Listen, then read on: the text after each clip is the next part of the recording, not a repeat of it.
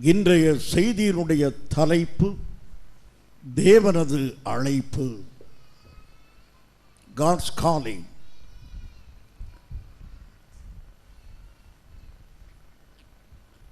மனிதன்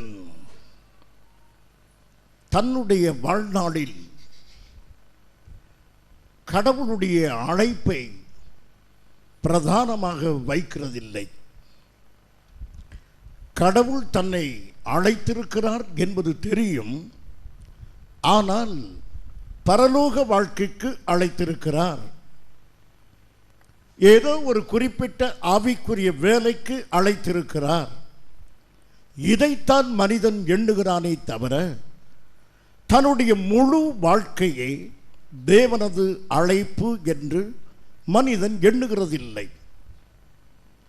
இது மனிதனுக்கு பெரிய தோல்வியை கொடுக்கிறது. அவர் total life is God's calling. நம்முடைய முழு வாழ்க்கையுமே தேவனது அழைப்பாக இருக்கிறது.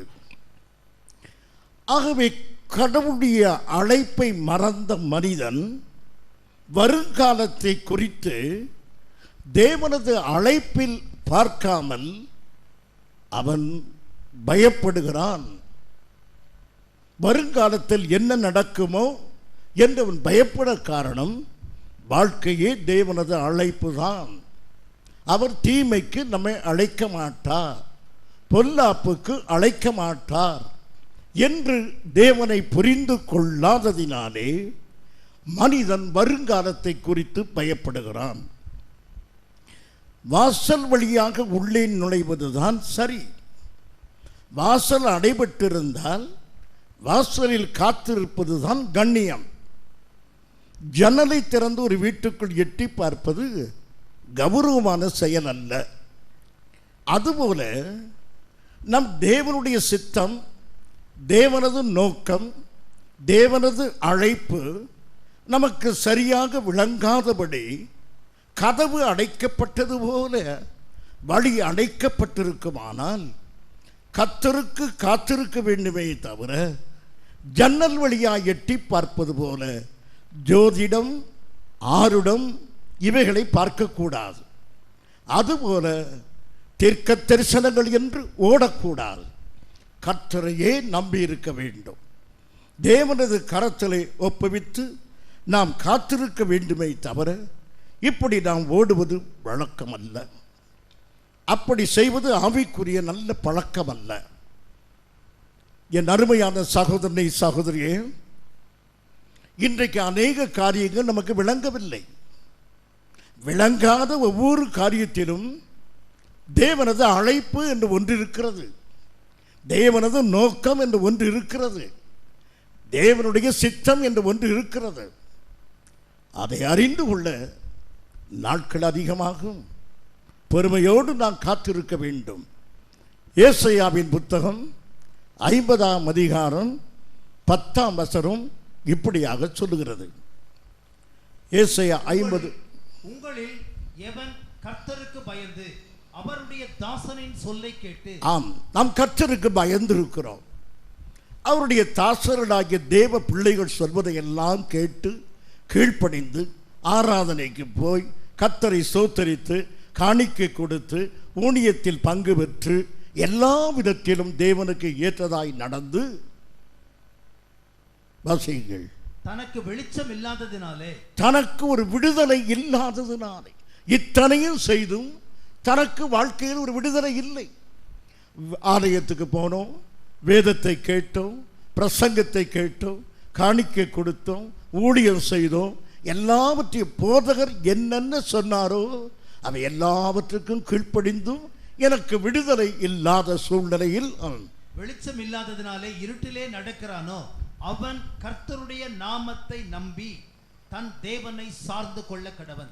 இவ்வளவு செய்தும் நம்முடைய வாழ்க்கையில் இப்போது இருட்டு, பிரச்சனை, கவலை, கண்ணீர், என்ன செய்வதென்றே தெரியவில்லை. எதை தவறிவிட்டோம்? கர்த்தருடைய வார்த்தையை கேட்க தவறவில்லையே, ஆராதனைக்கு போக தவறவில்லையே, போதகருடைய சொல்லை தட்டி நடக்கவில்லையே, எல்லாவற்றுக்கும் கீழ்ப்படிந்தேன். ஆனால் எனக்கு இப்பொழுது கடந்து போக முடியாத இருட்டு. அடுத்த அடி முன்னுக்கு வைப்பதா பின்னுக்கு வைப்பதா தெரியவில்லையே. இப்படி நெருக்கமான ஒரு சூழ்நிலையில் நான் தள்ளப்பட்டிருக்கிறேன். என்ன செய்வது கேட்கும்போது வேதம் சொல்லுகிறது, இந்த இருட்டிலே நீ கர்த்தரையே பற்றிக்கொள். உனக்கு விடுதலை இல்லை என்பதற்காக நீ ஒரு விளக்கை ஏற்றி விடாதே, ஒரு அறிவின்படி ஒரு விளக்கை ஏற்றாதே. கர்த்தரையே உறுதியாய் பற்றிக்கொள். தேவரீர் என் விளக்கை ஏற்றுவீராக என்று நீங்கள் தேவனை இந்த இருட்டு நேரத்திலே பலமாக பற்றி கொள்ள வேண்டும். இந்த இருட்டிலே தேவ அழைப்பு உங்கள் வாழ்க்கையிலே நிறைவேற வேண்டும். தேவன் எதற்காக உங்களை பிடித்தாரோ அது நிறைவேற வேண்டும். தமஸ்கு பட்டணத்து வாசலிலே ஒரு தேவ மனிதன், பக்தி வைராக்கியம் மிகுந்தவன், நியாயப்பிரமாணத்தின் நீதியின்படி குற்றம் சாட்டப்படாத மிகப்பெரிய மாமனிதன் பரிசுத்த பவுல், ஒரு காலத்தில் மிகுந்த வைராக்கியம், யெகோவாவை தவிர வேறு தேவனே இல்லை. அப்படி இருக்கும்போது நாசரேத் ஊரிலே வளர்கிற ஒரு வாலிபனை கடவுள் என்று சொல்வதா என்று ஆர்ப்பரித்து எழுந்தார். அவருடைய மத நம்பிக்கையின்படி இயேசுவை தேவன் என்று அவரால் ஏற்றுக்கொள்ள முடியவில்லை. மரித்து போன ஒருவரை தெய்வம் என்று சொல்கிறாளே என்று சொல்லி சீறி பாய்ந்து சபைக்கு விரோதமாக எழுந்தார். அப்படி வரும்பொழுது இயேசு கிறிஸ்து தமஸ்கு பட்டணத்து வாசலருகே பவுலுக்கு தரிசனமாகி, சவுலே சவுலே என்னை ஏன் துன்பப்படுத்துகிறாய் என்றார். நீ யார் ஆண்டவரே என்றார். நீ துன்பப்படுத்துகிற இயேசு நானே. அப்படி சொன்ன உடனேயே அவனுடைய அடுத்த காரியம் அப்போஸ்தலர் நடபடிகள் 9:6. அவன் நடுங்கி திகைத்து ஆண்டவரே நான் என்ன செய்ய சித்தமாயிருக்கிறேன், உம்முடைய அழைப்பு என்னை பொறுத்தவரை என்ன, உம்முடைய நோக்கம் என்ன என்று தேவனிடத்தில் விசாரித்து அறிந்தான். ஆம் பிரியமானவர்களே, வாழ்க்கையின் எல்லா நெருக்கத்திலும் குழம்பி போய்விடாதீர்கள். கர்த்தரை நோக்கி கேளுங்கள். இந்த நெருக்கத்திலே உம்முடைய நோக்கம் என்ன? இந்த சங்கடமான வேளையிலே எனக்கு என்ன அழைப்பை கொடுத்திருக்கிறீர் ஆண்டவரே, இதில் என்ன பேசுகிறீர் எனக்கு என்று தேவனை பிடித்து கேளுங்கள் அருமையானவர்களே. அவன் நடுங்கி திகைத்து, எனக்கு நீ சொல்ல வேண்டும், என்னை எதற்காக பிடித்தீர் ஆண்டவரே, எனக்கு சொல்லும் என்று அவன் கேட்டான். என் பிரியமான சகோதரனே சகோதரியே, இந்த நாளிலே நீங்கள் தெய்வ சித்தத்தை அறியும்படியாக நடப்பது நடக்கட்டும் என்று சினிமாக்காரரை போல் இருக்காதீர்கள். என்னதான் நடக்கும் நடக்கட்டுமே என்று. அப்படி அல்ல. நடக்கிற காரியத்துக்கு காரணம் என்ன? இதிலே உம்முடைய நோக்கம் என்ன? நான் என்ன செய்ய நீ விரும்புகிறீர் என்று நம்முடைய நெருக்கத்திலே, துயரத்திலே, பாடுகளிலே, கண்ணீரிலே அவருடைய நோக்கத்தை நாம் நாட வேண்டும். அவரை நோக்கி கேட்க வேண்டும். அருமையானவர்களே, பிரியமானவர்களே, அவர் கவலையினாலே கர்த்தரை தேடவில்லை, வாஞ்சையினாலே கர்த்தரை தேடினார். தேவ சித்தத்தை அறிந்தார். பிரியமானவர்களே, இன்றைக்கு பயத்தினாலே நீங்கள் ஓடுகிறீர்கள். என்ன நடக்குமோ. என் பிரியமான சகோதரனை சகோதரியே, வேதம் என்ன சொல்கிறது என்று அறியுங்கள். சத்திய வேதம் என்ன சொல்கிறது என்று அறியுங்கள். மனிதர்களை தேடி போகாதீர்கள் அருமையானவர்களே. வேதம் திறக்கப்பட்டிருக்கிறது, அது உங்களோடு பேச காத்திருக்கிறது. ஆவியானவர் அசைவாடுவாராக. ஆமென். ஆகையினால் பிரியமானவர்களே, சத்தியத்தை அறிகிற அறிவிலே வளருங்கள். ஒரு பவுலுக்கு அநேக காரியங்கள் வாழ்க்கையிலே விளங்கவில்லை. அப்போஸ்தலர் நடபடிகள் 20:22 வாசியுங்கள். அப்போஸ்தலர் நடபடிகள் 20:22.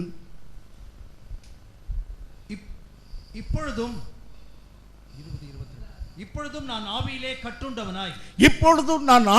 கட்டுண்டவனாய் எருசலேமுக்கு போகிறேன். அங்கே எனக்கு நேரிடும் காரியங்களை அறியேன். அநேக சமயத்தில் இனி என்ன நடக்கும் என்று நமக்கு தெரியாது. பரிசுத்த பவுலுக்கு தெரியவில்லை. அவன் எருசலேமிலே எனக்கு என்ன நடக்கும் எனக்கு தெரியாது. அதை தெரிந்து கொள்ளவும் முற்படவில்லை. தேவ சித்தத்துக்கு ஒப்பு கொடுத்தார். என் பிரியமான தேவ பிள்ளையே, ஒரு நாள் தேவ சித்தம் என்னவென்று கேட்டார். இன்னொரு நாள் அவர் அப்படியே விட்டுவிட, என் ஆண்டவரே, உம்மை நான் அறிந்திருக்கிறேன். என் வாழ்க்கையில் என்ன நடந்தாலும் சரிதான் என்று அவர் அப்படியே விட்டுவிட்டார். என்னை கேட்கும் அருமையான சகோதரனை சகோதரியே, கர்த்தர் மௌனமாக இருந்தார். அவருடைய மௌனத்தின் ஆளுகைக்கு விட்டுக் கொடு. அரற்றாதே, அழாதே, புலம்பாதே, தவிக்காதே. தேவனுடைய கரத்தில் கொடுத்து, என் ஆண்டவரே உம்முடைய சித்தம் நிறைவேறுவதாக என்று சொல்லி அமைதியாகிருங்கள். என்ன நடக்கும் என்று கேட்காதீர்கள், நான் என்ன செய்ய வேண்டும் என்று கேளுங்கள். என் வாழ்க்கையிலே அடுத்து என்ன நடக்கும், இதனாலே எனக்கு என்ன நடக்கும், என் குடும்பத்திலே அடுத்து என்ன நடக்கும், அப்படி கேட்க வேண்டாம். நான் என்ன செய்ய வேண்டும், நான் என்ன செய்ய நீ சித்தமாக இருக்கிறேன், நடப்பதை கேட்காதபடி நான் நடக்க வேண்டிய வழியை எனக்கு காண்பியும் என்று கர்த்தரிடத்தில் கேளுங்கள். அருமையானவர்களே, மனிதன் பொதுவாக வெற்றியை நோக்கி நடக்கிறான். எந்த மனிதனும் வெற்றி பெற வேண்டும் என்றே விரும்புகிறான். ஆனால் பாதை தான் தவறாக போய்விடுகிறது. பிரியமானவர்களே, நான் சொல்வதை நீங்கள் மிக கவனமாய் கேளுங்கள். தேவ அழைப்பு என்பது வாழ்க்கையில் ஒரு பகுதி அல்ல. அதாவது அழைப்பு என்பது ஆலயத்துக்கு போவது, ஜெபம் பண்ணுவது, இதுதான் அழைப்பு என்று எண்ணாதீர்கள். சமையல் அறையில் நீங்கள் வேலை செய்து கொண்டு இருந்தீர்கள் அல்லவா, என்றைக்காவது போயிருப்பீர்கள் அல்லவா, தினம் போகிறீர்கள், நல்லது. அங்கேயும் தேவ சித்தம் நிறைவேறுகிறது. நீங்கள் சமையல் பண்ணுவதிலும் தேவ அழைப்பு நிறைவேறுகிறது. அருமையானவர்களே, சகோதரர்களே, நீங்கள் சமைக்கும் போதும் கட்டாயத்தினாலே சமைக்கும் பொழுதும் கர்த்தர் உங்களோடு கூட இருக்கிறார். எந்த வேலை செய்தாலும் சரி, நாம் ஆசிரியராக இருந்தாலும் சரி, ஒரு நர்ஸாக இருந்தாலும் சரி, சபையிலே தூங்கி கொண்டிருந்தாலும் சரி, கர்த்தருடைய அழைப்பு என்பது நமக்கு இருக்கிறது. நான் உங்களை சொல்ல தூங்கிட்டு இருக்க ஆளைத்தான் சொன்னேன். பிரியமானவர்களே, எப்பொழுதும் வாழ்க்கையில் நமக்கு அழைப்பு என்பது ஆலயத்தோடு நின்று விடுவதல்ல, வேதம் வாசிப்பதோடு நின்று விடுவதல்ல. அனுதினம் நம்முடைய ஒவ்வொரு செயலிலும் தேவ அழைப்பு இருக்கிறது. அதை நீங்கள் மறந்துவிடக்கூடாது. இன்றைக்கு பெற்றோரிடத்தில் கேளுங்கள், உங்கள் மகன் யாராக வர வேண்டும் என்று கேளுங்கள். என் மகன் ஒரு இன்ஜினியராய் வர வேண்டும். உங்கள் மகள் யாராய் வர வேண்டும் சொல்லுங்க? டாக்டராய் வர வேண்டும். உங்களில் யாராவது பாஸ்டராக வரணுமா? சும்மா இருங்க பாஸ்டர். பிரியமானவர்களே, நம் பிள்ளைகள் டாக்டராக இன்ஜினியராக வர வேண்டும் என்று நீங்கள் எண்ணுவது சரி. என்ற உயர்ந்த நிலையை மனிதன் ஒரு உயர்ந்த நிலையை விரும்புகிறான். நம்பர் 1, அதுதான் மனிதனுடைய நோக்கமாக இருக்கிறது. ஆனால் என்னுடைய கேள்வி, நம்பர் 1 தெய்வ அழைப்பா? அதாவது நம்பர் 1 இருப்பதனாலே தேவ சித்தத்தை நிறைவேற்றுவதற்குள்ள வாய்ப்பு இருக்கும்படியாக பெற்றோர்கள் நீங்கள் பார்க்கிறீர்களா? தேவ அழைப்பு என்பது வாழ்க்கையில் இருக்கிறது. எதற்காக உங்கள் மகன் டாக்டராக வேண்டும் விரும்புகிறீர்கள்? நிறைய பணம் சம்பாதிக்க வேண்டும், 1-2 வீடுகள் கட்ட வேண்டும். அது நல்ல நோக்கமாக இருந்தாலும் அதில் தேவ அழைப்பு இல்லை. தேவனுடைய அழைப்பு கிறிஸ்துவின் நோக்கத்தை நிறைவேற்றுவதற்குள்ள வாய்ப்புகளை என் பிள்ளை அதிகமாக பெறுவதனாலே கிறிஸ்தவ டாக்டராக இருப்பான், ஒரு கிறிஸ்தவ இன்ஜினியராக இருப்பான். இந்த சமுதாயத்துக்கு இன்ஜினியர் தேவை, இந்த சமுதாயத்துக்கு ஒரு டாக்டர் தேவை. நான் இந்த சமுதாயத்திற்கு ஒரு கிறிஸ்தவ டாக்டராக என் பிள்ளையை கொடுப்பேன். அதுதான் தேவ அழைப்பு. இந்த சமுதாயத்துக்கு ஒரு கிறிஸ்தவ இன்ஜினியரை கொடுப்பேன். பொய்யும் புரட்டும் நிறைந்த ஒரு உலகத்தில் ஒரு கர்த்தருடைய பிள்ளையை நம்பர் 1 நான் கொடுக்கிறேன் என்பதுதான் பிள்ளைகள் முதன்மையாக வெற்றி பெற வேண்டும் என்கிற வாஞ்சை. அப்படிப்பட்ட வாஞ்சை உடையவர்களாக இருக்கிறோமா? அருமையானவர்களே, வாழ்க்கையில் கிறிஸ்தவ நோக்கங்கள் நிறைவேற வேண்டும். ஒன்று கவனியுங்கள். இப்போ இந்த மேடை உயரமாக போட்டிருக்குது. எதற்காக உயரமாக போட்டுக்கணும்? நான் நிற்பது உங்களுக்கு தெரிவதற்காக. ஆனால் பொதுவாக இந்த மேடைக்கு யாரும் வரமாட்டார்கள். இது மகா பரிசுத்த ஸ்தலம் போல எண்ணிக்கொள்கிறார்கள், இங்கு யாரும் வரக்கூடாது என்று. ஆகவே அழைப்பு என்றால் எனக்குத்தான் அழைப்பு, பாஸ்டர் தான் எல்லாவற்றையும் செய்ய வேண்டும், உங்களுக்கு அழைப்பே இல்லை என்று நீங்கள் ஒரு எண்ணத்தை இந்த நாட்களில் உண்டாக்கி இருக்கிறார்கள். ரோமன் கத்தோலிக்க சபையினுடைய பிடி இன்னும் தளரவில்லை.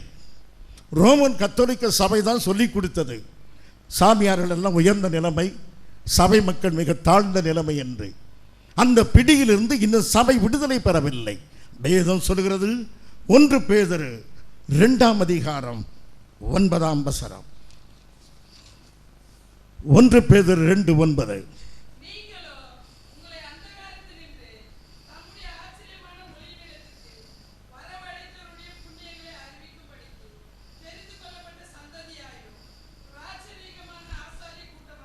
ராஜரீகமான ஆசாரிய கூட்டமாய் இருக்கிறீர்கள். நாம் எல்லாரும் யார்? ராஜரீகமான ஆசாரியர் கூட்டம். நாம் எல்லாம் தேவ ஊழியக்காரர் கூட்டம். யாரை நீங்கள் யார்? நீங்கள் ராஜரீகமான ஒரு ஆசாரியன், நீங்கள் தேவனுடைய ஊழியக்காரர்கள். நான் மாத்திரம் அல்ல, நாம் எல்லாருமே சேர்ந்து ஊழியக்காரர்களாக இருக்கிறோம். ஆகவே உங்கள் பிள்ளை அல்லது உங்கள் சகோதரன் ஒரு எக்ஸ்ரே டெக்னீஷியனாக இருந்தால், அவன் எக்ஸ்ரே டெக்னீஷியனாக வேலையின் நிமித்தமாக இருந்தாலும் அழைப்பின்படி அவன் யாராக இருக்கிறான்?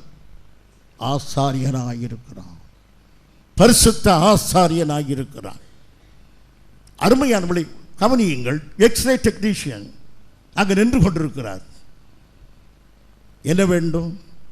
எனக்கு எக்ஸ்ரே எடுக்கணும், கொஞ்சம் வெயிட் பண்ணுங்கள். இல்லை, கொஞ்சம் அவசரமெல்லாம் நடக்காது, இங்கே இருங்கள். சரி, எக்ஸ்ரே அதெல்லாம் முடிந்து எப்படி இருக்கிறது? அதெல்லாம் டாக்டர் சொல்வார், நாங்கள் அதெல்லாம் சொல்லக்கூடாது, போங்க சீக்கிரமாக வெளியே போங்க. அடுத்ததாக கிறிஸ்தவ எக்ஸ்ரே டெக்னீஷியன், எனக்கு இப்படி கொஞ்சம் நில்லுங்கள், பயப்படாதீர்கள், இன்னும் சில நிமிடமாகும், இங்கே உட்கார்ந்துருங்கள். எப்படி இருக்கிறது? பயப்படாதீர்கள், டாக்டர் எல்லாவற்றையும் சொல்லுவார். நீங்கள் அவர் சொல்வது தான் உங்களுக்கு சரியான விளக்கமாக இருக்கும். பதறாமல் போங்கள், கர்த்தர் உங்களோடு கூட இருப்பார். That is a role of a Christian technician. என் பிரியமான சகோதரனை சகோதரியே, எந்த வேலையிலும் கிறிஸ்தவ அழைப்பை நாம் நிறைவேற்றும்படியான வாஞ்சி உடையவர்களாக இருக்க வேண்டும். பிரசங்க மேடையில் பிரசங்கம் பண்ணுவது மாத்திரம் அழைப்பு அல்ல. You may be a software engineer, you may be a medical doctor, you may be a parliamentarian, you may be a statesman, you may be a writer, a poet, a ready pen, whatever it may be. You can play the role of a God's man. தேவ மனிதன் என்பதை உங்களாலே நிறைவேற்ற முடியும், அருமையானவர்களே. ஆகவே எல்லா சூழ்நிலைகளிலும் நீங்கள் தேவ மனிதன் என்பதை நிறைவேற்றுங்கள். அப்படி செய்வீர்கள் அருமையானவர்களே. என் அருமையான சகோதரனே சகோதரியே, ஒரு நாளும் நீங்கள் சொல்லாதீர்கள், நான் ஒரு நர்ஸ், நான் ஒரு டீச்சர், நான் ஒரு டாக்டர், நான் இன்ஜினியர், நான் கடவுளுடைய வேலையை செய்கிறவன் அல்ல, நான் உலக பிரகாரமான வேலையை. அப்படி அல்ல. உலக பிரகாரமான வேலை என்று ஒரு வேலை கிடையாது. எல்லா வேலைகளும் தேவனுடைய வேலைகள். No secular job for a Christian. Everything is a sacred work. எல்லாமே புனிதமானவள் தேவனுடைய வேலைகளாக இருக்கின்றன. ஆகவே எல்லா சூழ்நிலைகளிலும் நீங்கள் தேவ அழைப்பை நிறைவேற்ற வேண்டும் அருமையானவளே. சரி, இப்போது நான் வெற்றியை குறித்து உங்கள் மத்தியிலே சொல்ல விரும்புகிறேன்.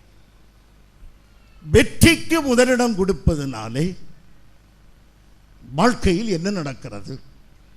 வெற்றி வெற்றி என்று வெற்றியே நாம் வைத்தால் வெற்றி நம்முடைய கடவுளாகி விடுகிறது. நாம் விக்கிரக ஆராதனைக்காரனாய் மாறி விடுகிறோம். எரிகோ பட்டணத்தில் யோசுவா வெற்றி பெற்றார். மிகப்பெரிய வெற்றி, முதன்மையான வெற்றி. அந்த வெற்றியினாலே அவனுக்கு என்ன லாபம் கிடைத்தது? அந்த வெற்றி அவனை புழுதியில் தூக்கி எறிந்து விட்டது.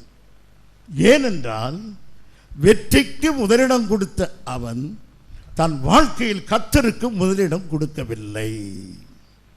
வெற்றிக்கு முதலிடம் கொடுத்தான், ஆனால் வாழ்க்கைக்கு முதலிடம் கொடுக்காததினாலே அவன் அவன் புழுதியிலே தூக்கி எறியப்பட்டு கிடக்கிறான். வாசியுங்கள் யோசுவா 7:6.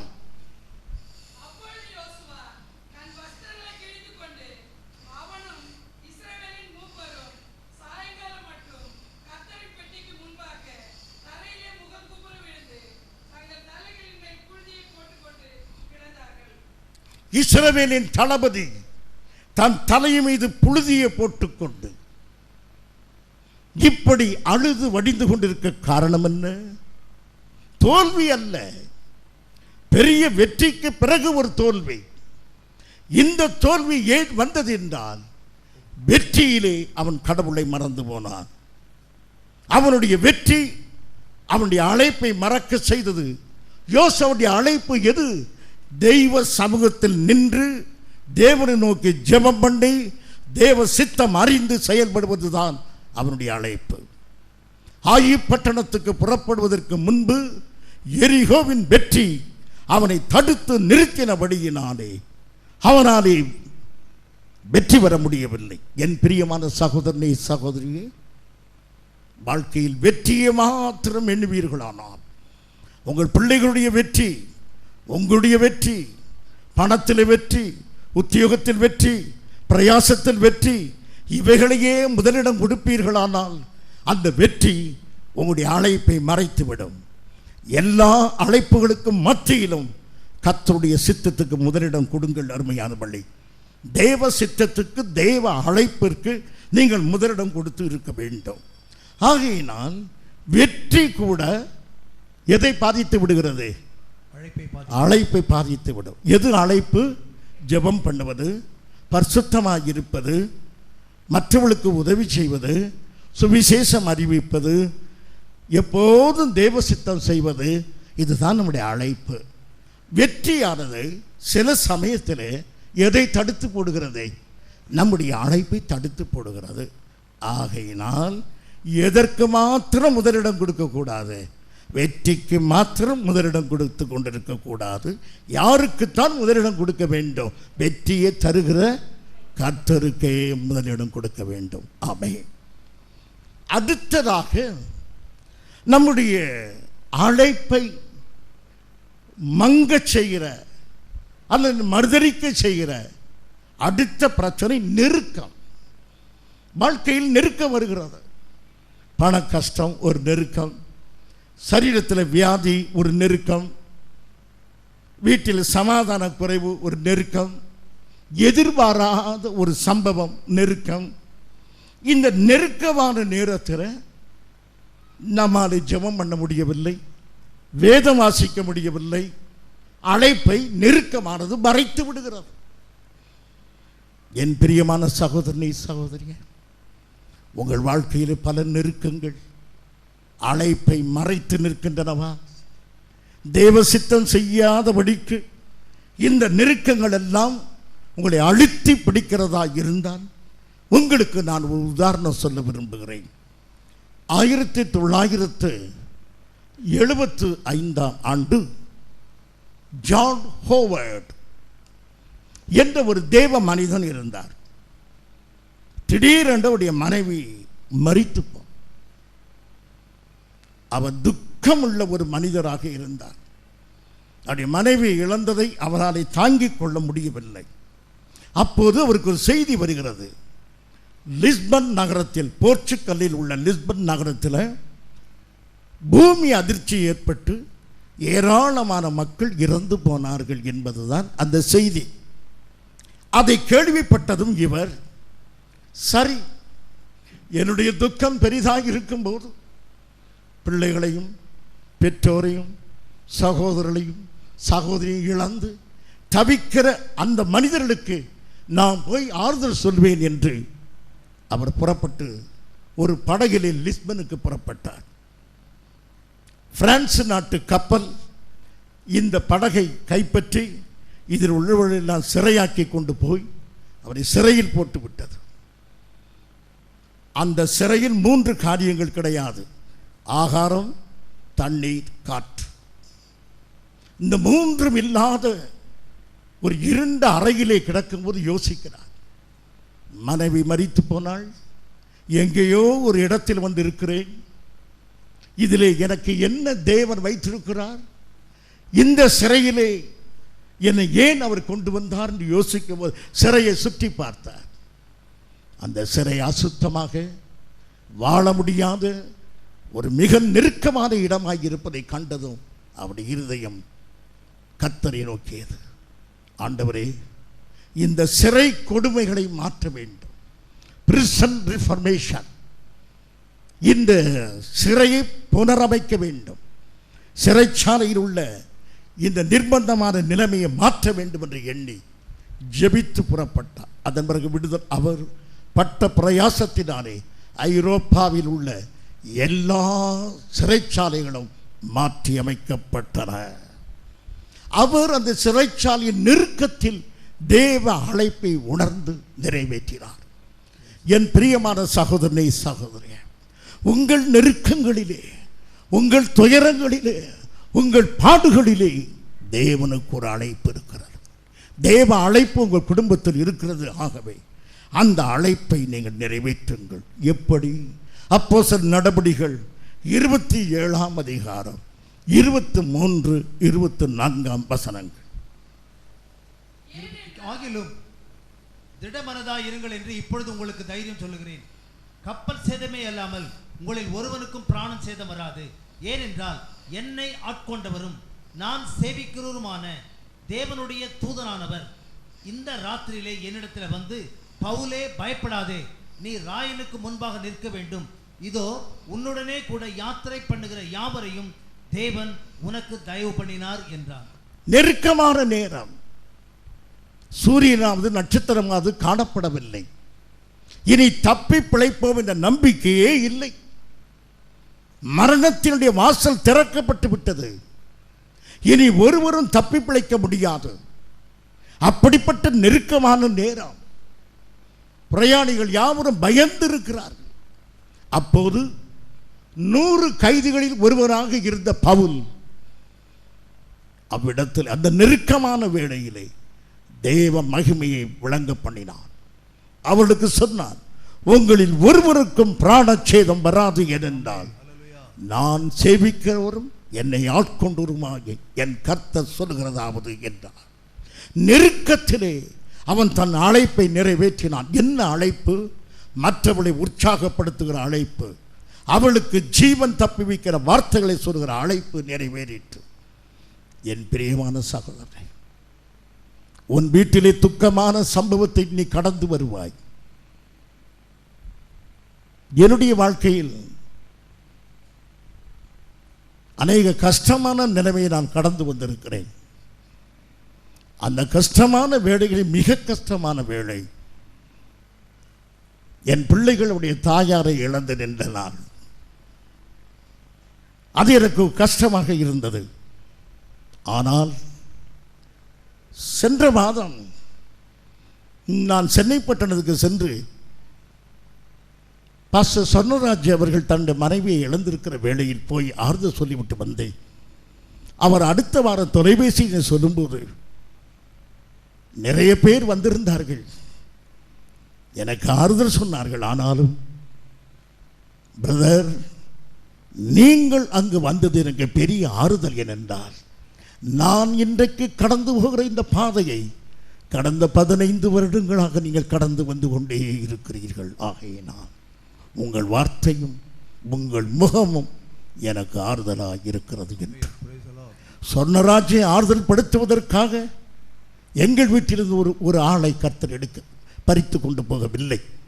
ஆனால் ஒரு இழப்பிலே தேவன் தன்னுடைய நோக்கத்தை நிறைவேற்றுகிறார். என் பிரியமான தேவ பிள்ளையே, சங்கடமான பாதையை கடந்து போகிற உனக்கு நான் கண்ணீரோடு உனக்கு சொல்கிறேன், நீ மற்றவர்களுக்கு ஆறுதல் செய்யும்படியாக எத்தனையோ பெற்றோருக்கும் மனம் கலங்கின தாய்மார்களுக்கும் உள்ளம் உழைந்த சகோதரனுக்கும் நீ ஆதரவாக இருக்கும்படியாக உன் துயரத்தின் பாத்திரத்தை இன்றைக்கு நீ சுமக்கிறாய். இதன் நிமித்தமாக அநேகம் பேருக்கு நீ ஆறுதல் சொல்லுவாய். இதன் நிமித்தமாக அநேகம் பேருக்கு நீ ஆசீர்வாத பாத்திரமாய் இருப்பாய். இதை விசுவாசிக்கிறாயா? உன்னுடைய நெருக்கங்களிலே இன்றைக்கு ஓடிக்கொண்டிருக்கிறாய். நிச்சயமாகவே உன் நிமித்தமாக ஆறுதலின் வாய்க்கால் புறப்படும். உன் நிமித்தமாக சமாதானத்தின் வார்த்தைகள் புறப்படும். உன் வார்த்தைகள் அநேக காயங்களை ஆற்றும். ஆகவே இந்த பாதையிலே, இந்த நெருக்கத்திலே தேவ அழைப்பு உனக்கு கொடுக்கப்படுகிறது. அது என்ன? துயரப்படுகிற அநேக மக்களை ஆறுதல் படுத்துகிற அழைப்பு உனக்கு இந்த கண்ணீரின் மத்தியிலே கொடுக்கப்படுகிறது. அருமையானவர்களே, இப்போது அழைப்பை குறித்து பார்க்கும் பொழுது தேவ அழைப்பு என்பது அவ்வளவு சந்தோஷமாக இராது. இப்போ உங்களுக்கு கர்த்தருடைய அழைப்பை விட people wanted the doctors and nurses, engineers in Saudi Arabia என்ற ஒரு விளம்பரத்தை பார்த்து, ஆஹா, சொர்க்கலோகம் திறந்திருக்கிறது, இதை நான் பார்க்காமல் போனேனே. வெளிநாட்டுக்கு நீங்கள் செல்வது ஒன்று தவறல்ல. ஆனால் இந்த உலக பிரகாரமான அழைப்பெல்லாம் நமக்கு சந்தோஷமாக இருக்கிறது. கர்த்தருடைய அழைப்பு மனதுக்கு சந்தோஷமாகிறாது. ஆனால் இருதயம் அதை வாஞ்சிச்சு. பிரியமானவர்களே, இந்த நாளிலே தேவன் உங்களை ஒன்றை செய்ய சொல்லுவார். உங்கள் மனதுக்கு அது பிடிக்கவில்லை, அதனாலே விட்டுவிடாதீர்கள். ஜெபம் பண்ணுங்கள். என் ஆண்டவரே, இதை செய்ய சொல்லுகிறேன், இதை கொடுக்க சொல்லுகிறேன், இங்கு போக சொல்லுகிறேன், இந்த வேலையை எடுத்துக்கொள்ள சொல்லுகிறேன், எனக்கு இது பிரியமே இல்லை, ஆனாலும் உங்களுடைய சமூகத்துக்கு வருகிறேன். ஜெபம் பண்ணுங்கள். உங்கள் இருதயம் அதை பற்றி பிடிக்கும்படி கர்த்தர் செய்வார். அதை செய்த பிறகு எந்த விலை கொடுக்கவும் நீங்கள் ஆயத்தமாக இருப்பீர்கள். தேவனுடைய சித்தம், தேவனுடைய நோக்கம் உங்கள் வாழ்க்கையில் நிறைவேற நீங்கள் எந்த விலையும் கொடுப்பீர்கள். அப்போஸ்தலர் நடபடிகள் 21:13.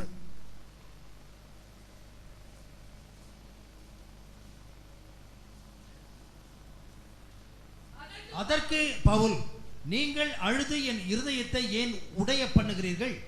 எருசலேமில் நான் கர்த்தராகிய இயேசுவின் நாமத்திற்காக கட்டப்படுவதற்கு மாத்திரமல்ல, மரிப்பதற்கும் ஆயத்தமாயிருக்கிறேன். எந்த விலையும் கொடுக்க ஆயத்தம். அதுதான் அழைப்பை உறுதியாய் பற்றி கொள்கிறவன். நான் ஊழியத்தை மாத்திரம் சொல்லவில்லை.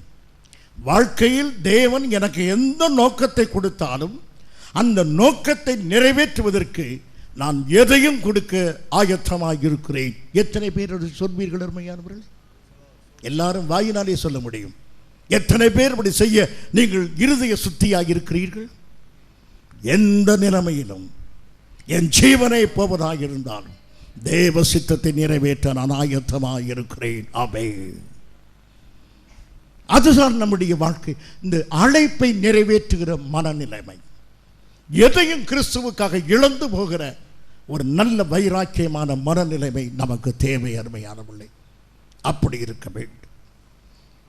அப்படித்தான் பரிசுத்த பவுல் இருந்தார். அழைப்பு என்பது பலவிதம், எல்லாருக்கும் ஒரே மாதிரியாக இருக்காது. என்னை டெல்லி ஏர்போர்ட் அருகே கர்த்தர் ரட்சித்தார். அதுக்காக நான் போய் சொல்ல முடியாது. ரட்சிக்கப்பட வேண்டும் என்றால் ஏதாவது ரயில் ஏர்போர்ட்டில் போய் யாராவது ஒருவர் வந்து கேட்பார் என்று சொல்ல முடியாது. ஆண்டவருடைய அழைப்பு பலவிதமாக இருக்கும். அரண்மனையிலே உலாவி வந்தவன் மோசே. அரண்மனையிலே உலாவி வந்த மோசேயை கர்த்தர் அழைத்து வனாந்தரத்துக்கு பயன்படுத்தினார். எங்கே உலாவி வந்தான்? அரண்மனையில். அரண்மனையில் உலாவி வந்த மோசேயை கர்த்தர் பிடித்து அவனை அழைத்து எங்கு பயன்படுத்தினார்? வனாந்தரத்தில் பயன்படுத்தினார். வனாந்தரத்தில் இருந்த யோசேப்பை பிடித்து அழைத்து அவனை எங்கு பயன்படுத்தினார்? அரண்மனையிலே பயன்படுத்தினார். பார்த்தீர்களா கர்த்தருடைய வழிகள்? அரண்மனையை உலாவி வந்த மோசேயை பிடித்த வனாந்தரத்தில் அலைந்திருந்த யோசேப்பை பிடித்து அதே எகிப்து அரண்மனைக்கு கொண்டு போனார். பார்வோனுடைய அரண்மனைக்கு யோசேப்பு கொண்டு போகப்பட்டான். பார்வோனுடைய அரண்மனையிலிருந்து வனாந்தரத்துக்கு மோசே கொண்டு வரப்பட்டான். இரண்டுமே தேவனது அழைப்புகள். ஆகவே அழைப்புகள் ஒரே மாதிரியாக இருக்காது. அழைப்பு வித்தியாசமாக இருக்கும். எனக்கு வருகிற அழைப்பு உங்களுக்கு அல்ல, உங்களுக்கு வருகிற அழைப்பு எனக்கு அல்ல.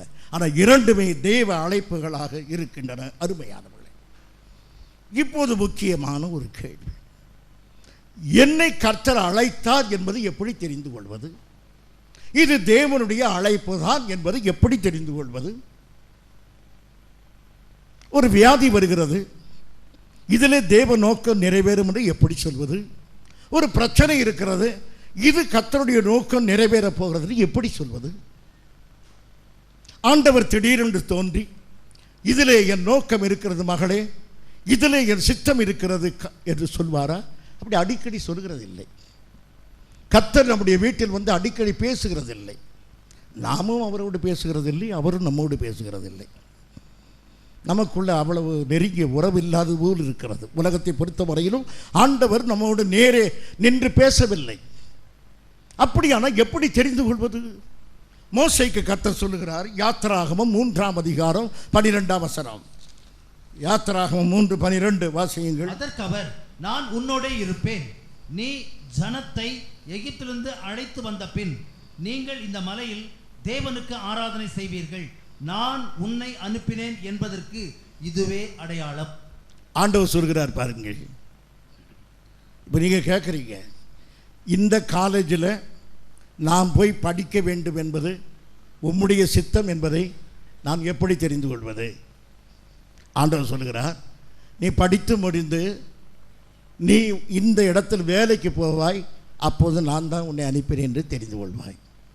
ஏ அப்பா, எவ்வளவு நாள் நான் இன்றைக்கு கேட்கிறேன், நான் என்னை நீர்தான் அனுப்பினீர் என்பதை நான் எப்படி தெரிந்து கொள்வது என்றால், நீ ஜனங்களை வெளியே கொண்டு வருவாய், இந்த மலையிலே என்னை துதிப்பாய், அப்போது நீ தெரிந்து கொள்வாய். என்ன சொல்கிறார் கர்த்தர்? காத்திரு, அவசரப்படாதே, காரியத்தின் முடிவிலே எல்லாம் விளங்கும். என் அருமையான தேவ பிள்ளையே, கர்த்தர் உன்னோடு இருக்கிறார் என்பதும் உன்னுடைய ஒவ்வொரு காரியத்திலும் தேவ அழைப்பு இருக்கிறது என்பதையும் உணரக்குடனே கர்த்தர் தெரியப்படுத்த மாட்டார். என் அருமையான தேவ பிள்ளையை, காத்திரு. ஏற்ற வேளையிலே கர்த்தர் அதை வெளிப்படுத்துவார். தேவன் உனக்கு அதை தெரியப்படுத்துவார். அருமையான பிள்ளை, ஆகையினால் நீங்கள் பொறுமையாய் காத்திருங்கள், நாளானது அதை விளங்க பண்ணும். காத்திருப்பீர்களா? என் அருமையான சகோதரர்களே, காத்திருப்பீர்களா? சகோதரர் கேட்ட நீங்கள் ஆமைங்கிறீங்க. என் சகோதரர்களே, நீங்கள் தேவனுடைய சித்தத்துக்கும் வழிநடத்தலுக்கும் காத்திருப்பீர்களா? ஆமை. சகோதரிகளை, நீங்கள் தேவ நடத்தலுக்காக காத்திருப்பீர்களா? ஆமை. நீங்கள் பாக்கியவதிகள். நிச்சயமாகவே காத்திருங்கள். கர்த்தர் கடைசி நாளிலே அதை வெளிப்படுத்துவார். ஒவ்வொரு நாளும் கர்த்தர் வெளிப்படுத்தினால் விசுவாசத்துக்கு இடமே இல்லை. ஒவ்வொரு நாளும் ஆபிரகாம் புறப்பட போகிறான் பலியிட. உடனே கர்த்தர் வந்து, ஆபிரகாமே, ஈசாக்கை பலியிட வேண்டாம், ஆடு ரெடியாக இருக்குது, சும்மா கூட்டிகிட்டு போ. அதில் என்ன இருக்கிறது? அதில் என்ன விசுவாச சோதனை? அந்த 28ஆம் அதிகாரத்தை நாம் படிக்கவே மாட்டோம். அது ஒரு வேடிக்கை கதையாய் போயிருக்கும். அது விசுவாசின் கதையாக மாற்றினதுக்கு காரணம், நடக்கப் போகிற சம்பவத்தை கர்த்தர் மறைத்ததினாலே, அநேக காரியத்தை கர்த்தர் இன்றைக்கு மறைத்ததினாலே நீ விசுவாச வீரனாய் விளங்குவாய்.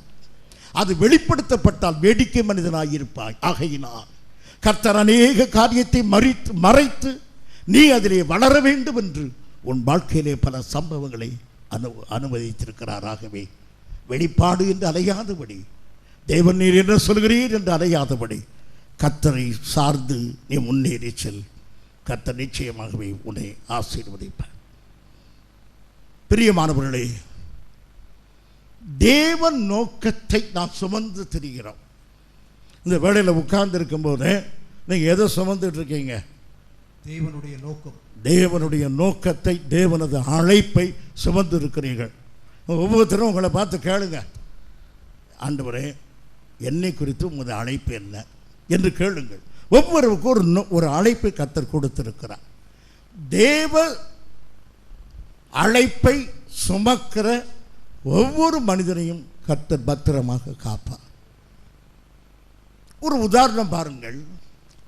ஹிட்லர் எந்த நாட்டுக்காரன் சொல்லுங்க? ஜெர்மனி. ரவி பிரசாத் சொல்லுது ஒரு ஆச்சரியமா. ஜெர்மன் நாட்டில் ஹிட்லர். ஹிட்லர் யூதருக்கு விரோதமாக பல தேசங்களுக்கு விரோதமாக எழுந்த ஒரு சர்வாதிகாரி. அவனை தடுத்து நிறுத்த வேண்டும் என்று கர்த்தர் விரும்பினார். அதற்கான ஒரு அழைப்பை ஒரு மனிதனுக்கு கொடுத்தார். அது தேவ அழைப்பு. யுத்தத்தில் இருந்தாலும் அந்த யுத்த மனுஷனுக்கு ஒரு தேவ அழைப்பு. யாரை நிறுத்த வேண்டும் என்று? ஹிட்லரை நிறுத்த வேண்டும் என்று.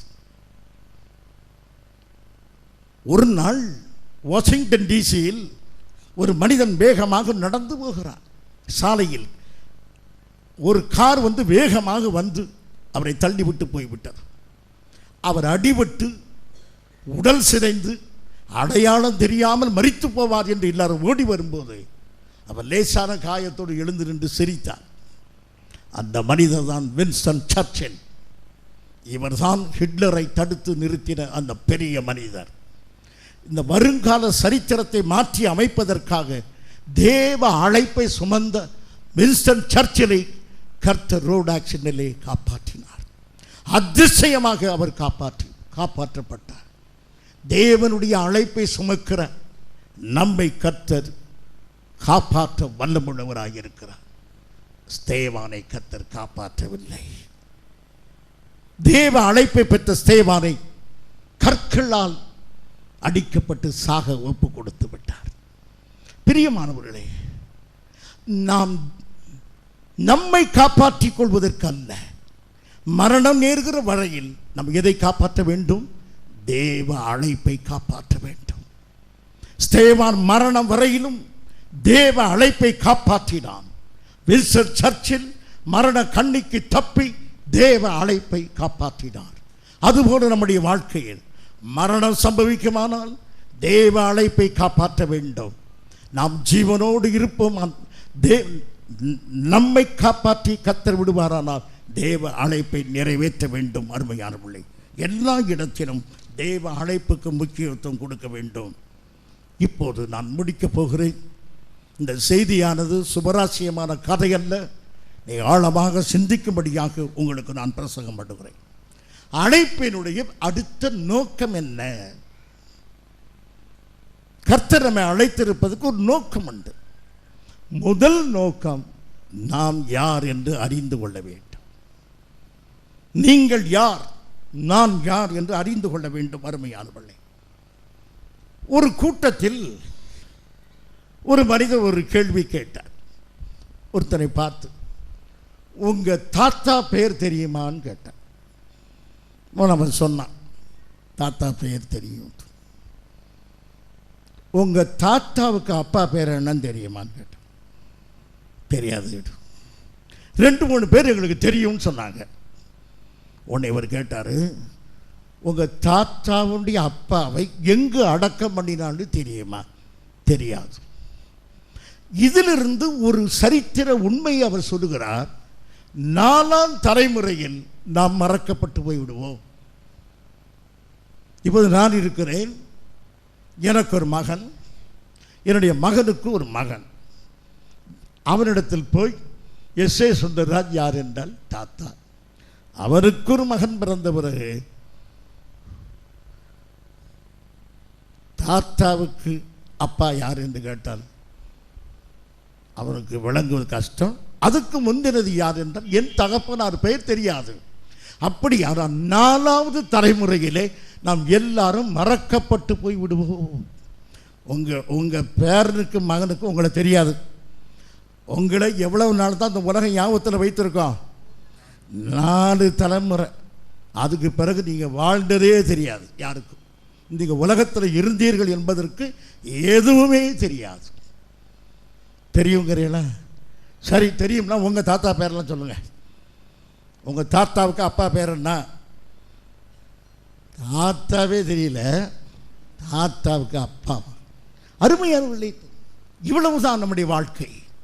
ஆனால் 2000 ஆண்டுகளுக்கு முன்பு வாழ்ந்த ஒரு பெண் நமக்கு நினைவில் இருக்கிறது. மார்க்கு சுவிசேஷம் 14ஆம் அதிகாரம் 9ஆம் வசனம்.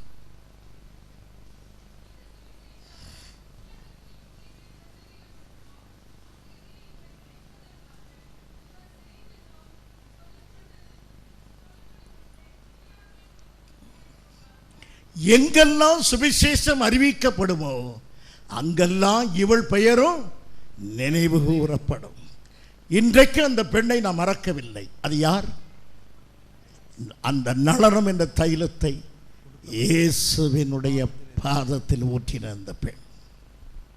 ஆகவே ஒன்று தெரிந்து கொள்கிறோம், இந்த மறதி உள்ள உலகத்தில் சினிமாக்காரன் கூட பாடுகிறான், வாழ்ந்தவர் கோடி மறைந்தவர் கோடி, மக்களில் மனதில் நிற்பவர் யார்? சரி, எம்ஜிஆர் வாழ்கிறார். சரி, அருமையானவர்களே, மக்களின் மனதில் நிற்பவர் யார்? மறந்து போகிற எல்லாரும் போய்விடுவார்கள். அடுத்த தலைமுறைக்கு எம்ஜிஆர் யாருன்னு தெரியாது, எல்லாம் மறந்து போகும். ஆனால் இந்த பெண் செய்தது நினைவு கூறப்படும். இப்படி பேர் தெரியாத அவளை நினைவு கூறுகிறோம். ஆகவே கர்த்தருக்காக நம்ம எதை செய்தாலும் நாம் நிச்சயமாக நினைவு கூறப்பட மக்களாகியிருக்கிறோம். ஆகவே நீங்கள் யார்? கர்த்தருக்காக ஒன்றை செய்யும்படியாக அழைக்கப்பட்டிருக்கிறோம். நம்முடைய அழைப்பு என்ன? கர்த்தருக்காக ஒன்றை செய்ய வேண்டும். நான் நினைக்கிறேன், நான் மரித்து அடக்கம் பண்ணப்பட்ட பிறகு என் கல்லறை அருகே இந்த மனிதன் முரட்டுத்தனமாக பிரசங்கம் பண்ணுகிறவர், ஆனாலும் சத்தியத்தை பிரசங்கம் பண்ணுவார். அதோடு கூட நான் எழுதிய கிறிஸ்தவத்தின் எழுச்சியும் நாத்திகத்தின் வீழ்ச்சியும் என் கல்லறைக்கு பிறகும் இந்த உலகத்தில் எனக்கு சாட்சி சொல்லும் என்று நான் விசுவாசிக்கிறேன். அது வாழும் என்று நான் விசுவாசிக்கிறேன். என் பிரியமான சகோதரனே, சகோதரியா, ஆகவே எதையாவது தேவனுக்காக செய்து விடுங்கள். அருமையானவர்களே, நீங்கள் கட்டின வீடு நினைவு கூறப்படாது. நீங்கள் செய்த தான தர்மங்கள் மறக்கப்பட்டு போகும். தேவனுக்காக செய்த ஒரே ஒரு காரியம் மாத்திரமே என்றைக்கும் நினைவு கூறப்படுமாகையினாலே கர்த்தருக்காக ஒன்றை செய்வது உங்களுடைய பெரிய அழைப்பு. அடுத்ததாக நாம் யார் என்பதை காண்பதற்கு நாம் யார்? 1 கொரிந்தியர் 3:16. கொஞ்சம் சீக்கிரமாய் வாசியுங்க. 1 கொரிந்தியர் 3:16 அல்லது 6. நீங்கள் தேவனுடைய ஆலயமாய் இருக்கிறீர்கள் என்றும் 3:6. நீங்கள் தேவனுடைய ஆலயமாய் இருக்கிறீர்கள். போதும். இப்பொழுது நம்முடைய அழைப்பு எதற்கென்றால் நாம் யார் என்று அறிந்து கொள்ள வேண்டும். நாம் எல்லாரும் தேவனது ஆலயமாய் இருக்கிறோம். அருமையானவர்களே, இப்போது சபையில் இப்போ எல்லாம் உட்கார்ந்து சந்தோஷமாக பாடி உற்சாகமாக இருக்கிறோம். இந்த வீட்டுக்கு போன உடனே நம்முடைய வாழ்க்கை வித்தியாசமாகி தேவனுக்கு விரோதமான காரியங்களை எல்லாம் செய்வோமானால் நாம் 2 மணி நேரம் மாத்திரம் தான் கர்த்தருடைய ஆலயம். இந்த கட்டடமானது என்றைக்கும் சபை கட்டடம் தான். அதுபோல நம்முடைய சரீரமானது எப்பொழுதுமே தேவனது ஆலயமாக இருக்க வேண்டும். தேவனது ஆலயம் பரிசுத்தமாக இருக்க வேண்டும். ஆகையினாலே நீங்கள் எப்பொழுதும் பரிசுத்தமாக இருங்கள். ஆகவே தேவனுடைய ஆலயத்தில் என்ன இருக்கிறது? இப்போது இது ஆலயம் அல்ல, இது ஆலய கட்டடம். இது ஆலயம் அல்ல. This is not the temple of God. ஆலய கட்டடத்தில் என்னெல்லாம் இருக்குது? பலிபீடம் இருக்கும், ஒரு மேடை இருக்குது, அதில் நின்று எங்களை திட்டுற ஒரு பாஸ்டர் இருக்கிறாரு, வாரந்தோறும் டோஸ் விழுந்துக்கிட்டே இருக்குது. பக்கத்தில் அவருக்கு மட்டும் நல்ல ஃபேன் அங்கேயும் இங்கேயும் வச்சுருக்காரு. இதெல்லாம் நீங்கள் பார்க்குறீர்கள் எல்லாம் சபையில் என்னென்ன இருக்கிறது என்று. தேவாலயத்தில் என்ன இருக்கிறது என்று பார்க்க வேண்டாமா? இன்னும் 2 வசனம் வாசித்து முடிப்போம். யாத்திராகமம் 29:42-43. யாத்திராகமம் 29:42-43. யாராவது வாசி. நான் உங்களை சந்திக்கிற இடம்.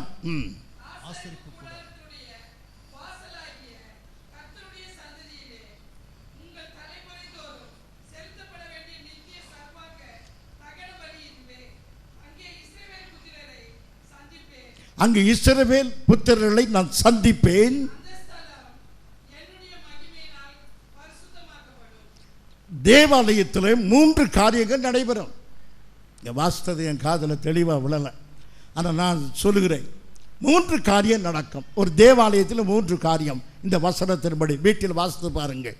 தேவனுடைய சமூகம், கர்த்தர் அங்கே இருப்பார். இரண்டாவது கர்த்தர் பேசுவார். மூன்றாவது தேவ மகிமை வெளிப்படும். இந்த மூன்றும் இருந்தால்தான் அது என்ன? தேவனுடைய ஆலயம். நீங்கள் எங்கு போனாலும் ஜனங்கள் உங்களோடு தேவன் இருக்கிறார் என்பதை அறிகிறார்களா? கர்த்தர் உங்களோடு கூட இருக்கிறார் என்பதை அறிந்து கொள்கிறார்களா? தேவ சமூகம் உங்களோடு இருக்கிறதை அறிந்து கொண்டால் நீங்கள் தேவனுடைய ஆலயமாக இருக்கிறீர்கள். உங்களுக்குள்ளே தேவ சத்தம் கேட்க வேண்டும். இப்படி செய், இப்படி செய்யாதே, அங்கே போ, இங்கே வா என்கிற தேவ சத்தம் கேட்கும். அடுத்ததாக நீங்கள் எதை செய்கிறீர்களோ அதன் மூலமாக தேவ நாமம் மகிமைப்படும். இந்த மூன்றும் உங்கள் வாழ்க்கையில் இருக்க வேண்டும். அருமையானவர்களே, எதெல்லாம்? தேவ சமூகத்தை சுமக்க வேண்டும், தேவ சத்தம் என்னிலே கேட்க வேண்டும், தேவ நாமம் மகிமைப்பட வேண்டும். இதுதான் நீங்கள் தேவ ஆலயமாக இருக்கிறீர்கள். இது உங்கள் அழைப்பு. ஆகவே இந்த நாளிலிருந்து தேவ சமூகத்தை சுமந்து செல்லுங்கள். நீங்கள் எங்கு போனாலும் தேவ சமூகத்தை சுமந்து செல்வர்களாக இருக்க வேண்டும். எதை சுமந்து? சில பேர் எங்கு போனாலும் அமைதியாக இருப்பாங்க. அதன் பிறகு வாயை திறந்த கெட்ட வார்த்தைகளை சுமந்து போயிருப்பாங்க. வாய் எப்போ மூடுவார்கள் என்று இருக்கும். ஆவிக்குரிய சபையின் மக்கள், நான் வெட்கப்படுகிறேன். என் பிரியமான சகோதரனே, சகோதரி, நீ தேவனது ஆலயமாக இருக்க வேண்டும். தேவ அழைப்பு. நீ எதை சுமக்க வேண்டும்? சொல்லுங்கள். தேவ சமூகம், தேவனது சத்தம், தேவனது மகிமை, இவைகளை சுமந்திருக்க வேண்டும். எங்கு போனாலும் ஜனங்கள் இந்த மூன்றையும் காண்பார்கள். ஆனால் நாம் யாராக இருக்கிறோம்? தேவனுடைய ஆலயமாக இருக்கிறோம். எத்தனை பேர் அப்படி இருக்கிறீர்கள் அருமையானவர்கள்? என்னுடைய ஜெப வீடு, என்னுடைய ஆலயம் எல்லாருக்கும், என்னுடைய ஆலயம் எல்லாருக்கும் ஜெப வீடு எனப்படும். நீங்கள் தேவனது ஆலயமாக இருந்தால் நீங்கள் யாராக இருக்க வேண்டும்? எப்போதும் ஜெபம் பண்ணுகிறவர்களாக இருக்க வேண்டும். ராபர்ட் முரே என்ற ஒரு தேவ பக்தன் ஸ்காட்லாண்டிலே ஒரு பெரிய எழுப்புதலுக்கு காரணமாக இருந்தார். அப்போது அவரிடத்தில் வந்து கேட்டார்கள், இவ்வளவு பெரிய எழுப்புதலுக்கு காரணம் என்ன என்று. அவர் மௌனமாக இருந்தார். அப்போது அங்கே இருந்த இன்னொரு மனிதனிடத்தில் ஓடி போய், ராபர்ட் முர்ரேயினுடைய வெற்றிக்கு காரணம் என்ன என்று கேட்கும்போது அந்த மனிதர் இவரை இழுத்து கொண்டு போய் அவருடைய பிரசங்க மேடையில் கொண்டு நிறுத்தி இந்த ரெண்டு கைகளையும் இதிலே ஊன்ற சொன்னார். இந்த முழங்கைகளை ஊன்றி தலையை குனிந்து, நீ இப்பொழுது கண்ணீரை ஆறாக விடு. tears flow, கண்ணீர் பெருகட்டும் என்று சொன்னார். ராபர்ட் முர்ரேயினுடைய வெற்றிக்கு காரணம் வீரமான பிரசங்கம் மாத்திரமல்ல, ஆத்ம பாரத்தினாலே அழுத கண்களினாலே சபையை கட்டினார். என் பிரியமான சகோதரி, சகோதரியே, இன்றைக்கு வீட்டுக்கு போய் வேலூர் பட்டணத்தின் அவலத்திற்காக நதியளவு கண்ணீர் விடுங்கள். இந்த பட்டணத்திற்காக அழுது ஜெபம் பண்ணுங்கள். சத்தியம் விளக்க கூட்டத்திற்கு வெற்றிக்காக கண்ணீர் விட்டு கதறி தேவ சமூகத்தில் ஜெபம் பண்ணுங்கள். கோட்டை மைதானத்தில் தேவ மகிமை வெளிப்பட கண்ணீரோடு ஜெபம் பண்ணுங்கள். கர்த்தருடைய வார்த்தை வெளிப்பட்டு அநேக மக்கள் தேவனை திருப்பும்படியாக, பலத்த காரியங்கள் நடைபெறும்படியாக கண்ணீரின் ஜெபத்தை ஏறிடுங்கள். பெரிய காரியத்தை கர்த்தர் கட்டளையிடுவார். ஆம் பிரியமானவர்களே, அப்பொழுது நீங்கள் தேவனுடைய ஆலயமாக இருப்பீர்கள். இன்னும் ஒரே ஒரு காரியம் மாத்திரம் நான் சொல்ல வேண்டும். ஏசாயா 41:7. சித்திர வேலைக்காரன் தட்டானையும் சுத்தியலாலே மெல்லிய தகடு தட்டுகிறவன் அடைக்கலின் மேல் அடைக்கிறவனையும் உற்சாகப்படுத்தி இசைக்கிறதற்கான பக்குவம் என்று சொல்லி அது அசையாதபடிக்கு அவன் ஆணிகளால் அதை இருக்குகிறான். ஆமென். என்ன சொல்றீங்க? இந்த காலை வேளையில் இது என்ன வசனம்? இது என்ன? இதை வாசிக்கிறீர்களே எதற்கு? நான் உங்களுக்கு சொல்லுகிறேன். இங்கே ஒரு நல்ல சொல் இருக்கிறது, உற்சாகப்படுத்து.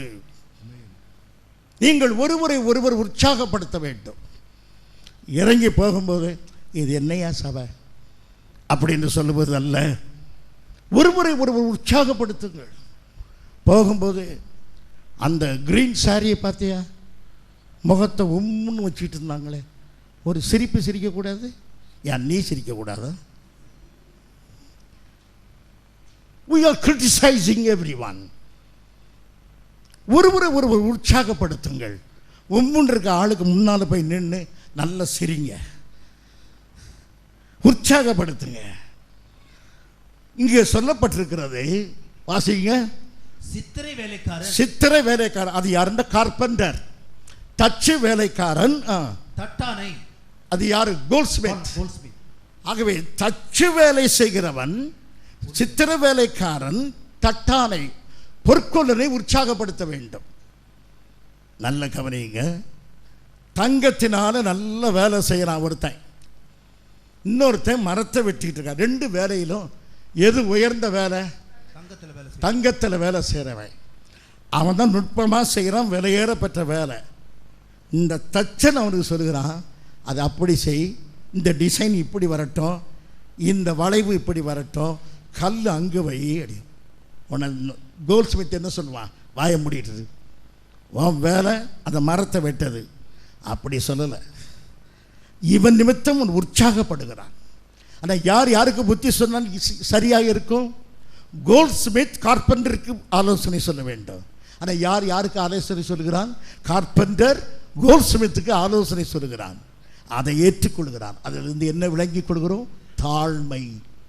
யார் சொன்னால் என்ன, யார் சொன்னாலும் அருமையானவர்களே, இன்றைக்கு யார் போதகர் சொன்னால் தான் கேட்பேன். யார் சொன்னாலும் என்ன அருமையானவர்களே, கர்த்தருடைய வார்த்தையை யார் சொன்னாலும் கேளுங்க. இந்த இடத்து ஒரு சிறு பையன் எழுந்து, பாஸ்டர் நீங்கள் பிரசங்கம் பண்ணுவதில்லை, இந்த கருத்து தவறு என்று சொன்னால் அதை ஏற்றுக்கொள்கிற மனப்பான்மை வேண்டும். ஏனென்றால் கார்பெண்டர் என்கரேஜஸ் தி கோல்ட்ஸ்மித். தச்சு வேலை செய்கிறவன் பொன் வேலை செய்கிறவனை உற்சாகப்படுத்துகிறான். அப்படி கர்த்தர் வாழ்க்கையை அமைத்திருக்கிறார். ஆகவே யார் சொன்னாலும் நாம் யாவரும் தேவனுடைய ஆலயமாக இருக்கிறோம். தேவனது ஆலயமாக இருந்தால் பரிசுத்தமாக இருங்கள். உங்களுடைய வாழ்க்கை ஜெபத்திலே குளிப்பாட்டப்பட வேண்டும். உங்களுடைய வாழ்க்கை தாழ்மையாக இருக்க வேண்டும். இதுதான் உங்கள் அழைப்பு. இந்த அழைப்பிலே பல அழைப்புகள் நிறைவேற கர்த்தருக்கு ஒப்பு கொடுத்து நாம் எல்லாரும் கர்த்தரை நன்றியோடு நாம் ஸ்தோத்திரம் பண்ணுவோம். எங்கள் அருமையான பிதாவே, உம்முடைய அன்பின் குமாரனுடைய நாமத்திலே வருகிறோம். எங்கள் அழைப்பு என்ன என்பதை தெரிந்து கொள்ள உதவி செய்யும். எங்களது அழைப்பு உம்முடைய நோக்கத்தை நிறைவேற்றுவதே, உம்முடைய சித்தத்தை நிறைவேற்றுவதே என் அழைப்பு. கண்ணீரிலும் கஷ்டத்திலும் நாங்கள் இருந்தாலும் உம்முடைய அழைப்பை நாங்கள் மறந்துவிடவே கூடாது.